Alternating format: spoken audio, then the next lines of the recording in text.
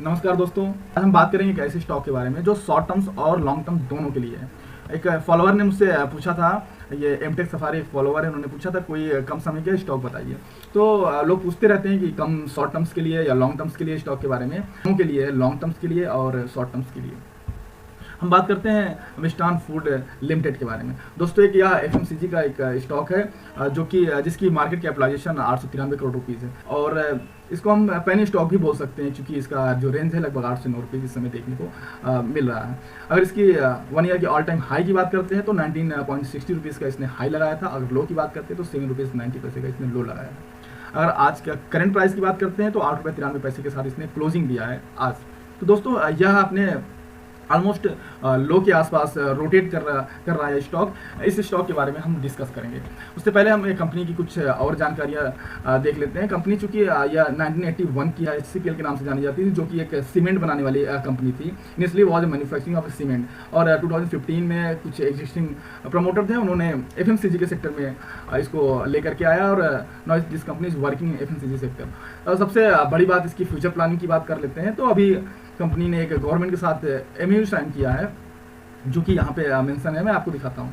Company has sign MOU with government of Gujarat on 27 December 2021 for the proposal of manufacturing of grain waste ethanol. तो यह चूँकि यह गुजरात की company है तो गवर्नमेंट ऑफ गुजरात के साथ इन्होंने MOU साइन किया हुआ है इथेनॉल के प्रोडक्शन को लेकर के, और इन्होंने यह प्रपोजल बताया है कि with an M two commerce of the operation of the plant from the second quarter of 2024 के सेकेंड क्वार्टर में, जहां तक इस प्लांट को सक्सेसफुल रन कर सकती है, लगभग नेक्स्ट ईयर की बात करते हैं सेकेंड क्वार्टर के रेंज में। तो अभी यह स्टॉक इस प्राइस में देखने को मिल रही है, जो कि नेक्स्ट ईयर बहुत मुश्किल है हमें इस प्राइस में देखने को मिले, क्योंकि इसकी एक अच्छी बैलेंस शीट है। हम बात करते हैं बैलेंस शीट के बारे में तो ROC एक 38.4 एक अच्छा ROC है। ROE की बात करते हैं 36.7 और स्टॉक की P रेशियो की बात करते हैं 20.6 है। इसके पहले हम देख लेते हैं कंपनी की ऑल टाइम हाई की बात। तो मैक्सिमम लगभग 2019 में इसने लगभग 35-36 रुपये का हाई लगाया था, जो कि अभी तक उस हाई को टच नहीं कर पाया है। अब 1 ईयर के अंदर जहां तक जितनी जल्दी कर सकता है अपने ऑल टाइम हाई को ब्रेक। इसके पहले 2010 में लगभग यह 3 से 4-5 रुपये की स्टॉक मूव करती थी, तो 20 से लेकर 21 तक इसी रेंज में रहा और उसके बाद यह ग्रोइंग थोड़ा सा हुई, 14 से 16 रुपये के बीच देखने को मिला। Now this stock is moving 8 to 9 rupees. We have a good opportunity to buy and hold for a long time. जो लॉन्ग टाइम्स के लिए बाई करना चाहते हैं उनके लिए भी अच्छा है, शॉर्ट टाइम्स के लिए बाई करना चाहते हैं स्टॉक उनके लिए भी अच्छा है। उससे पहले हम अदर और इस कंपनी की बात करते हैं तो मिष्ठान फूड के साथ साथ ये अदर उसके और कंपनियां हैं जो इस फील्ड में वर्क करती हैं। तो इसका रेंज देख रहे हैं बहुत ही कम देखने का करंट प्राइस मिल रहा है अदर कंपनी के कंपेयर में। अगर नेट प्रॉफिट वेरिएशन की बात करते हैं, क्वार्टर प्रॉफिट वेरिएशन का, तो इन्होंने एक 70% का दिया हुआ है। अदर कंपनी के कंपेयर में करते हैं तो एक अच्छा इन्होंने लास्ट क्वार्टर के कंपेयर में इन्होंने वेरिएशन दिया इस कंपनी ने। मीन्स अब इस कंपनी में इस तरह से धीरे धीरे करके जैसे जैसे 24 क्लोज आएगा, मेरा मानना है इसकी बैलेंस शीट और अच्छी होगी और ये प्रॉफिट और अच्छा देखने को मिलेगा। फर्दर मैं मूव करता हूँ क्वार्टरली रिजल्ट के बारे में। तो इसने एक अच्छा रिजल्ट देखने को मिला है इस कंपनी के बारे में। यहाँ पे इस सितंबर 2022 की बात करता हूँ तो इस बार इसने 11 करोड़ रुपीज़ का नेट प्रॉफिट दिया।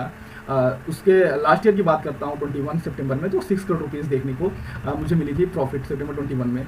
तो यह नंबर लगभग ऑलमोस्ट डबल मुझे देखने को मिली प्रॉफिट। 1 ईयर में किसी का प्रॉफिट डबल हो जाना एक अच्छा वर्क है कंपनी के लिए, एक अच्छा काम कर रही है कंपनी अपने फ्यूचर के लिए। और अगर इसकी और प्रॉफिट की बात करता हूँ तो स्टार्टिंग में 3 करोड़ रुपीज़ थी, बीच में माइनस देखने को मिली और कुछ समय मेरे पास प्रॉफिट यहाँ पे देख रहे हैं तो ना के बराबर थी, लेकिन अब यह एक लगातार एक अच्छा नंबर देखने को मिल रहा है। तो मीन्स कंपनी में कुछ अच्छा पोटेंशियल करने वाली है, इसलिए ऐसा देखने को मिला है। इनके पास रिजर्व एक अच्छा रिजर्व है। और बोरोइंग और लायबिलिटी की बात करता हूँ तो इसके पास 41 करोड़ रुपीज़ की बोरोइंग है और 332 करोड़ रुपीज़ इसके पास अभी अदर लायबिलिटी है। अगर इस नंबर को मैं ऐड करता हूँ तो लगभग यह 73-74 करोड़ रुपीज़ देखने को मिलती है। तो कंपनी के पास मान लीजिए 73 करोड़ रुपीज़ कुछ है अमाउंट देने के लिए, तो इसके पास आने के लिए भी एक अच्छा अमाउंट है। यहाँ पे अगर हम अदर एसेट की बात करते हैं तो ट्रेडेबल रिसीवेबल की बात करते हैं तो 155 करोड़ रुपीस कंपनी के पास आने की है। अगर 155 करोड़ रुपीस कंपनी के पास आने की है और इनको देने के लिए लगभग इस नंबर को ऐड करते हैं तो 75 करोड़ रुपीस इनको देने को है। तो लगभग जितना देना है उससे डबल इनके पास अभी आने का सोर्स है, यहाँ पे इन्होंने शो किया है। तो मीन्स कंपनी के पास कोई ऐसी लोन नहीं है कि फ्यूचर प्लानिंग में रन करने के लिए प्रॉब्लम हो। तो प्रमोटर होल्डिंग में एक अच्छा संकेत है, क्योंकि एक या कई सालों से कांस्टेंट थी प्रमोटर होल्डिंग। लेकिन दिस ईयर अगर क्वार्टर की बात करते हैं दिसंबर 22 में, तो इसने प्रमोटर होल्डिंग थोड़ा सा इंक्रीज किया है। इसका मतलब ये रहा कि एक कंपनी के लिए अच्छा संकेत है, तभी ये प्रमोटर ने अपनी होल्डिंग को इंक्रीज कर दिया। अदरवाइज ये डिक्रीज भी कर सकते थे। मे बी कि नेक्स्ट क्वार्टर या आने वाले क्वार्टर में ये धीरे धीरे अपने नंबर को और इंक्रीज करते जाएंगे, क्योंकि कंपनी ने पता है कंपनी फ्यूचर में अच्छा करने वाली है और एक गुड अपॉर्चुनिटी है इथेनॉल को लेकर के, इसलिए प्रमोटर होल्डिंग जहाँ तक है इंक्रीज कर सकती है। पब्लिक होल्डिंग की बात करते हैं तो इसमें थोड़ा सा डिक्रीज देखने को मिली है। 50.23 करोड़ 50.23 परसेंटेज पब्लिक के पास है। लेकिन अगर इसको मैं डिटेल में देखता हूँ तो यह होल्डिंग मोस्टली पटेल के पास है। मीन्स यह होल्डिंग भी कंपनी के पास में है। इन नंबर को अगर मैं ऐड करता हूँ 5%, 4.8% लगभग ये सारे नंबर को, तो ऑलमोस्ट 28-29 मीन्स 30% और अगर मैं कह देता हूँ कि ये प्रमोटर के पास में है। मीन्स 30 एंड ये 50 के रेंज में 80% नियर अबाउट प्रमोटर होल्डिंग के पास है, और चूँकि रिमेनिंग 20% नियर अबाउट वो रिटेल इन्वेस्टर के पास में है। तो ऑलमोस्ट कंपनी के पास एक अच्छा होल्डिंग देखने को मिली है। तो इसकी बैलेंस शीट में मुझे कहीं कोई कमी नहीं नज़र आई, और उसके बाद ये स्टॉक मुझे इस रेंज में देखने को मिल रहा है। तो एक अच्छी अपॉर्चुनिटी है। अगर कोई रिस्क लेना चाहता है 2 या 3 ईयर्स के लिए, तो ऑलमोस्ट एक अच्छे रेंज में देखने को मिल रहा है और हम लोग ले सकते हैं इसको। अदर इसकी बात करते हैं तो कंपनी की यह प्रोडक्शन है। कंपनी एक्चुअली वीट, दाल और बासमती राइस के सेक्टर में अपना और FMCG के सेक्टर में अपना वर्क करती है, और यह मार्केट में इसके प्रोडक्ट्स देखने को आसानी से मिल सकते हैं। यहाँ पे इन्होंने एक मेंशन भी किया हुआ है 12 अक्टूबर 2020 में कंपनी के बारे में इन्होंने बताया है सब कुछ डिटेल में। Gujarat for setting of India biggest grain based ethanol project. India का biggest grain based ethanol project Gujarat में, जो कि गवर्नमेंट के साथ हुआ हुआ है, यहाँ पे इन्होंने मेंशन किया हुआ है। कंपनी की जो लागत है इन्होंने ये भी यहाँ पे मेंशन किया हुआ है, और इन्होंने ये दिखाया हुआ है कि रेवेन्यू जो जनरेट होगी 1 ईयर में 3500 करोड़ रुपीज़ इस कंपनी का इन्होंने एनुअल रेवेन्यू भी शो किया हुआ है। इसने डिटेल में यहाँ पे मेंशन है सारी चीज़ों को लेकर के। डिटेल में जब टाइम मिलेगा आप लोग पढ़िएगा। पहले मैं इसके टेक्निकल चार्ट के बारे में बात करता हूँ। ये अभी एक अच्छे सपोर्ट पे है, क्योंकि कंपनी अभी जो ये क्लोजिंग दी हुई है 8.93 पे क्लोजिंग दिया हुआ है। यह एक अच्छा सपोर्ट है इस रेंज में। अगर मैं इसकी क्लोजिंग की बात करता हूँ तो ऑलमोस्ट इसने कई बार यहाँ पे सपोर्ट लिया है। एक बार अभी ये इसने सपोर्ट के आसपास मूव कर रहा है। इससे पहले इसने यहाँ पे सपोर्ट करके अपसाइड गया। इससे पहले इसने यहाँ पे सपोर्ट लिया, यहाँ पे सपोर्ट किया, लगभग इस सपोर्ट के रेंज में काफ़ी दिन तक मूव करता रहा। उससे पहले इसने इसी रेंज में यहाँ सपोर्ट लिया, उससे पहले इसने इसी रेंज में यहाँ सपोर्ट लिया। इसको ब्रेक करना चाहा बट ब्रेक नहीं कर पाया, और यहाँ पे लगभग सपोर्ट के रेंज में आकर के रिवर्स हो गया। तो यह एक अच्छा सपोर्ट है। मे बी कि इस सपोर्ट को अगर ब्रेक करता है तो यह इसके नीचे भी आ सकता है, तो इस रेंज तक आ सकता है।